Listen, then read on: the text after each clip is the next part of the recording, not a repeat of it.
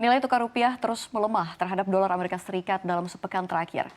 Pada hari terakhir cuti bersama menyambut Lebaran 2024 pada Senin tepatnya 15 April kemarin, rupiah dibuka dengan nilai 16.117 rupiah per dolar Amerika Serikat.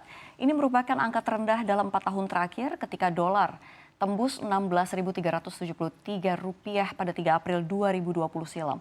Nah, dengan melemahnya nilai tukar rupiah ini dinilai akan menyenggol industri manufaktur. Selengkapnya akan kita bahas dalam Waspada. Pelemahan rupiah sektor manufaktur di ujung tanduk. Kita lihat slide yang pertama. Ya, saat cuti bersama Lebaran dimulai pada 5 April 2024 kemarin, rupiah masih berada di angka 15.887 rupiah per dolar Amerika Serikat. Dikutip dari Google Finance, per hari ini terjadi kenaikan sekitar 0,50%. Sebelumnya kalau kita lihat nilai tukar rupiah berada di level 16.227 pada Kamis kemarin. Sementara jika dibandingkan nilai tukar dolar Singapura malah cenderung lebih turun, yakni 11.854 rupiah atau turun 0,19%. Sebelumnya kalau kita lihat 11.914 rupiah per 1 dolar Singapura. Ya, penguatan dolar Amerika Serikat ini berimbas dengan kenaikan harga minyak. Sebelumnya kalau kita berkaca begitu ya pada analis Deucalion Futures, ini Andrew Fisher melalui keterangan tertulisnya menyebut harga minyak menunjukkan pola kenaikan yang berkelanjutan. Faktor utamanya adalah konflik Israel dan juga Iran. Jadi Fisher juga mengatakan nih bahwa kenaikan harga minyak juga disebabkan adanya penguatan dolar Amerika Serikat. Ya, Fisher menjelaskan bahwa minyak diperdagangkan dalam dolar sehingga kenaikan nilai dolar ini membuat minyak lebih mahal bagi negara-negara dengan mata uang lain saat membeli minyak. Nah, konflik internal di Amerika Serikat, Fisher menerangkan lagi, turut memberi pengaruh khususnya konflik dengan Texas yang belum selesai. Jadi dengan pelemahan rupiah ini akan berpengaruh terhadap manufaktur di tanah air. Apa saja selengkapnya kita akan bahas di slide berikutnya. Ya.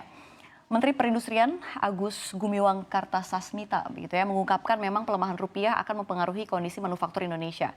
Agus menjelaskan jika rupiah melemah, ini akan membawa dampak pada impor bahan baku yang masih belum tersedia di Indonesia.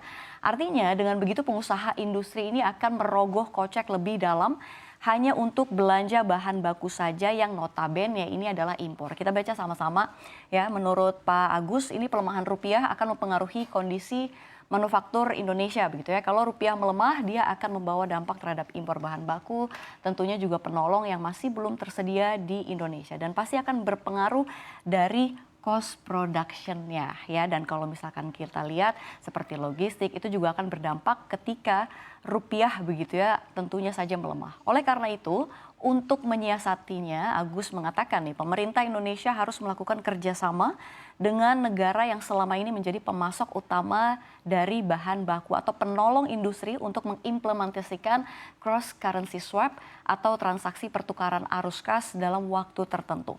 Nah, dalam transaksi cross currency swap ini salah satu pihak berperan sebagai peminjam dalam satu mata uang.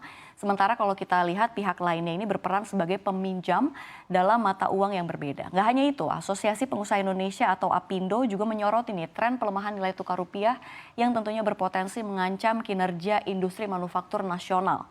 Ketua Umum APindo ini Sinta Kamdani menyampaikan pelemahan rupiah sudah pasti akan memberi dampak negatif bagi industri manufaktur nasional yang tentunya masih memerlukan impor bahan baku, penolong dan juga barang modal. Ya, pelemahan rupiah tentu akan dirasakan oleh semua subsektor manufaktur tanpa terkecuali mengingat memang seluruh industri manufaktur umumnya punya kebutuhan impor bahan baku, penolong dan juga barang modal. Nah, APindo memperkirakan gangguan terbesar bagi industri manufaktur ada di sisi suplai atau produksi. Nah, lantas dengan melemahnya rupiah ini dan akan mengganggu industri manufaktur, apa sih sebenarnya yang harus kita lakukan? Kita akan lihat slide berikutnya. Ya, masih dari Pak Agus Gumiwang, Menteri Perindustrian, menelitik begitu ya transaksi pertukaran arus kas atau transaksi cross currency swap dengan negara-negara pemasok bahan baku dan bahan baku penolong.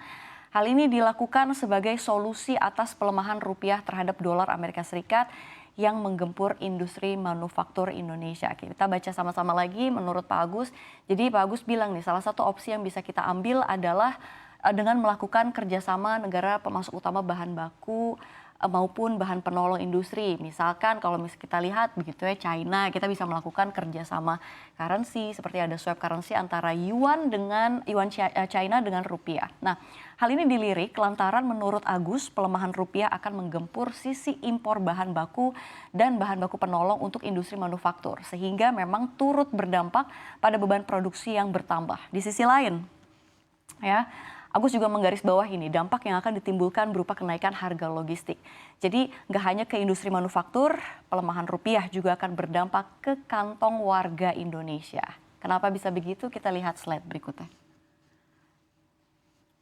Ya, ekonom senior Mari Elka Pangestu mengatakan penguatan dolar beberapa hari terakhir dipicu oleh sentimen negatif pelaku pasar keuangan terhadap memanasnya tensi perang di Timur Tengah setelah Iran meluncurkan rudal ke Israel pada Sabtu lalu. Jadi tingginya nilai dolar yang menyebabkan nilai tukar rupiah melemah, menurut Ibu Mari Elka ini akan menyebabkan inflasi nantinya akan naik, terutama terhadap barang-barang yang bahan baku produksinya dari impor.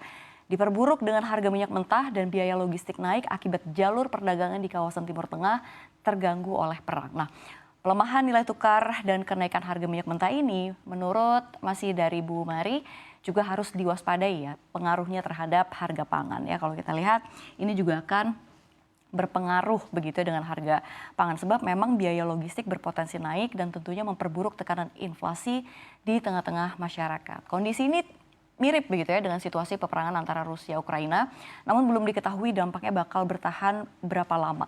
Kalau ini cukup lama tentunya akan sangat mengganggu ya.